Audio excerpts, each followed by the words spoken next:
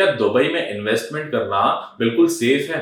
ऐसे बहुत से क्वेश्चंस आते हैं हमारे इन्वेस्टर्स के थ्रू जो इन्वेस्ट करने का प्लान कर रहे होते हैं दुबई के अंदर। और बिल्कुल ये क्वेश्चन बनता भी है बिकॉज वो अपना हार्ड अर्न मनी यहाँ पर लगाने का प्लान कर रहे होते हैं। अभी रिसेंटली 1.5 महीने पहले एक ऐसा इंसिडेंट मेरे सामने भी आया जहां मुझे भी पता चला कि मार्केट में और क्या क्या चीजें हो रही हैं जिससे कि लोगों पर गलत इंपैक्ट पड़ रहा है दुबई रियल एस्टेट को लेके। अभी 1.5 महीने पहले ही मेरी एक इन्वेस्टर से बात चल रही थी एंड उनसे मुझे पता चला कि उनको किस तरीके से मिसगाइड किया गया है through out their investment journey एक ब्रोकर के द्वारा। तो ये चीजें केवल इंडिया तक ही सीमित नहीं है, क्योंकि इंडिया में तो हमारे सामने ऐसे एग्जांपल्स डेली आते रहते हैं, चाहे वो ब्रोकर्स की तरफ से हो चाहे वो डेवलपर्स की तरफ से हो। ऐसी दिक्कत परेशानियां बहुत होती हैं। लेकिन दुबई को सेफ इसलिए भी माना जाता है बिकॉज यहाँ के rules and regulations specially real estate को लेकर के, यहाँ की गवर्नमेंट की मॉनिटरिंग हर एक प्रोजेक्ट को लेकर के इतनी स्ट्रिक्ट है कि कोई भी गलत काम यहाँ पर नहीं होता है।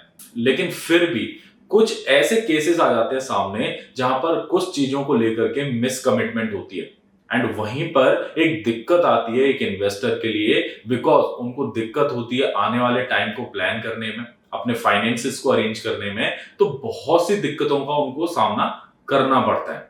तो आज की इस वीडियो में मैं कुछ ऐसे ही पॉइंट कवर करने वाला हूं जिससे कि अगर आप भी कल को इन्वेस्ट करने का प्लान करते हो दुबई में तो आपके पास भी एक चेकलिस्ट होगी कि किस प्रोजेक्ट में मुझे इन्वेस्ट करना चाहिए। और 5 पॉइंट में आपको इजीली समझ आ जाएगा कि कौन सा प्रोजेक्ट आपके लिए सही रहेगा और कौन सा नहीं। तो लास्ट तक आज इस वीडियो को आप देख लीजिएगा बिकॉज बहुत बेसिक तरीके से एंड बहुत सिंपल तरीके से आपको क्लियरिटी मिल जाएगी। तो अगर आप इस चैनल पर पहली बार आ रहे हैं तो आपको मैं बता दूं, मेरा नाम है तनुज सिंह चहार और मैं वर्क करता हूं दुबई रियल एस्टेट के अंदर। और इस चैनल पर ऐसे कुछ facts, general knowledge and project से रिलेटेड डिटेल्स आपको टाइम टू टाइम मिलती रहेगी। तो स्टार्ट करते हैं आज की वीडियो के साथ। सबसे पहला पॉइंट जो आपको चेक करना है बिफोर इन्वेस्टिंग इन दुबई वो है एस्क्रो अकाउंट। जी हाँ, एस्क्रो अकाउंट यहाँ बहुत अच्छे से रेगुलेट भी किया जाता है एंड बहुत अच्छे से यहाँ मार्केट में लोग जानते हैं कि एस्क्रो अकाउंट होता क्या है। पर्टिकुलरली हर एक प्रोजेक्ट का, अगर डेवलपर के 10 प्रोजेक्ट हैं तो 10 के 10 प्रोजेक्ट का एस्क्रो अकाउंट होना मैंडेटरी है। और एज ए इन्वेस्टर आपको भी सबसे पहले चेक करना है किसी भी प्रोजेक्ट के लिए कि उसका एस्क्रो अकाउंट अभी एक्टिव है कि नहीं है। सेल्स तभी स्टार्ट कर सकता है जब उसके पास एस्क्रो अकाउंट होगा, बिकॉज आपका जितना भी पैसा आप एक डेवलपर को पे करोगे वो पर्टिकुलरली उसी प्रोजेक्ट के एस्क्रो अकाउंट में आपको पे करना होता है।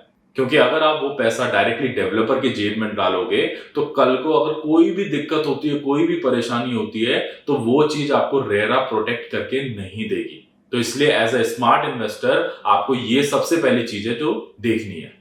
और सबसे अच्छी बात कि किसी भी मिस गाइडेंस से बचने के लिए आपको किसी भी बातों पर बिलीव नहीं करना है। आपने वहां से सुन लिया कि हाँ है, आप खुद भी चेक कर सकते हो। दुबई रेस्ट ऐप करके ऐप आता है, आप उस पर जाकर के भी एक पर्टिकुलर प्रोजेक्ट का एस्क्रो अकाउंट एक्टिव है या नहीं है वो आप खुद चेक कर सकते हो। सेकंड पॉइंट आ जाता है कंस्ट्रक्शन माइलस्टोन, क्योंकि बहुत बार देखा गया है कि ब्रोकर की तरफ से ये चीजें मिसगाइड की जाती हैं। अभी तक प्रोजेक्ट स्टार्ट भी नहीं हुआ है बनना, लेकिन कहीं ना कहीं इन्वेस्टर्स को बताया जाता है, जो स्पेशली ओवरसीज इन्वेस्टर्स होते हैं, कि ये 20% बन गया या 40% बन गया या पाइलिंग हो गई है वगैरह वगैरह।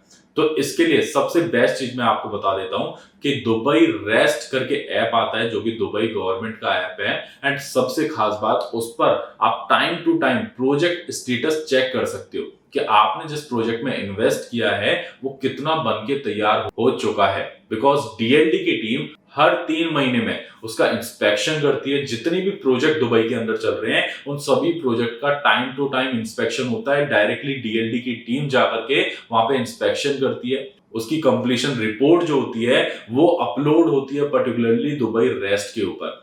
तो आप भी टाइम टू टाइम पूरा ट्रैक कर सकते हो अपनी बिल्डिंग को बनते हुए, और आपको उसमें फोटोज भी मिल जाएंगे, उसमें इंस्पेक्शन की डेट भी मिल जाएगी और भी अदर बेसिक चीजें मिल जाएंगी जो आपके प्रोजेक्ट से रिलेटेड होगी।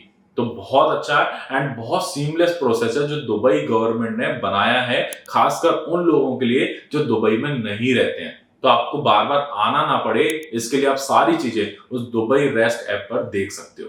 थर्ड आ जाता है सर्विस चार्ज। जी हाँ, सर्विस चार्ज एक ऐसी चीज है जो आपको यहाँ पर एनुअली पे करनी होती है। तो जो भी मेंटेनेंस कंपनी होती है जो आपके प्रोजेक्ट को या बिल्डिंग को मैनेज कर रही होती है, या फिर डायरेक्टली आप डेवलपर को पे करते हो अगर आपका डेवलपर ही सारी चीजें मैनेज कर रहा है।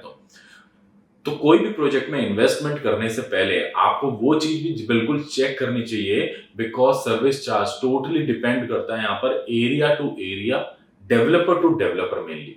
तो आप कोई भी ऐसे प्रोजेक्ट में इन्वेस्टमेंट ना कर दें जहां पर सर्विस चार्ज एकदम हाई पर चल रहा है। अभी नॉर्मली अगर मैं बात करता हूं दुबई के अंदर अफोर्डेबल सेगमेंट में, तो 14, 15, 16 दिरहम पर स्क्वायर फीट के प्राइसेस पर नॉर्मली चीजें चल रही हैं, वो भी एकदम न्यूली डेवलपिंग एरियाज में।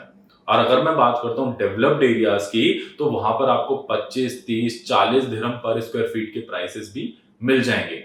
और बात करता हूँ अगर टाउन हाउसेज की या विलास की, तो उनका ऑन एन एवरेज आपको 4 से 5 दिरहम पर स्क्वायर फीट पे करना होता है। तो ये ऐसी चीज है जो आपको बिल्कुल चेक कर लेनी चाहिए, बिकॉज कल को अगर आप आरओआई कैलकुलेट करते हो और सर्विस चार्ज आप हाई पे कर रहे हो, तो आपकी आरओआई क्रैश हो सकती है, यानी कि डाउन हो सकती है इन कंपैरिजन जो आप पहले सोचकर चल रहे थे। तो इसलिए बिफोर इन्वेस्टिंग सर्विस चार्ज भी आप बिल्कुल चेक कर लीजिएगा। फोर्थ पॉइंट आ जाता है उन लोगों के लिए जो सेकेंडरी मार्केट में डील कर रहे हैं, यानी कि वो ऑलरेडी एक रेडी प्रॉपर्टी बाय करते हैं। तो उनके लिए सबसे इंपॉर्टेंट हो जाता है टाइटल डीड और फॉर्म एफ को वेरीफाई करना। एंड कैसे आप कर सकते हो, बहुत इजी रहता है। टाइटल डीड के ऊपर क्यूआर कोड रहता है जिसको आप डायरेक्टली डीएलडी पे चेक कर सकते हो कि वो ओरिजिनल टाइटल डीड है या नहीं है, पहली बात। और फॉर्म एफ को भी आप चेक कर सकते हो कि वो प्रॉपरली साइन हुआ है कि नहीं हुआ है, क्योंकि सेकेंडरी ट्रांजैक्शन के लिए ये दो ही चीजें सबसे इंपॉर्टेंट होती है। एंड ये दो ही चीजें अगर सही होंगी तो आप इजीली ट्रांजैक्शन कर पाओगे।